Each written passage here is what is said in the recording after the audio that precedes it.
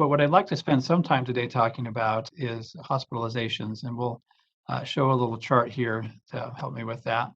And so this chart shows the hospital numbers and ICU numbers and ventilation use numbers all the way back to the beginning of the pandemic. And this shows the daily average census for each of those three things. And let me just hit a few high points here. The top line is the number of COVID-19 patients, the daily average number of COVID-19 patients in the hospital, again, since the beginning of the pandemic. And you can see that our previous peak was back on the week ending December 5th last year, when we had 466, our daily average of 466 COVID-19 patients in the hospital. As of last Friday, August 28th, our daily average was 457 patients in the hospital.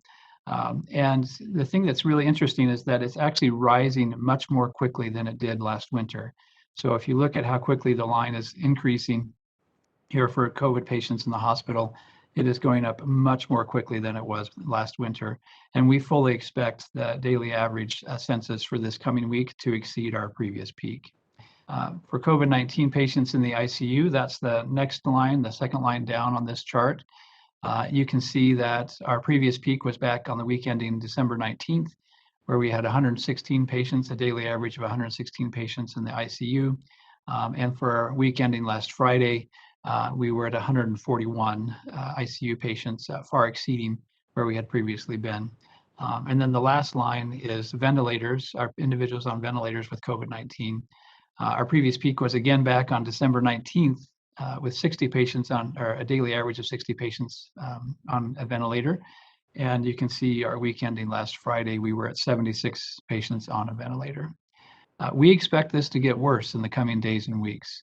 And this is going to severely impact healthcare capacity. It will impact not only access for COVID-19 patients, but it'll impact access for anyone seeking healthcare. As the governor mentioned earlier today, we're teetering on the edge of crisis standards of care.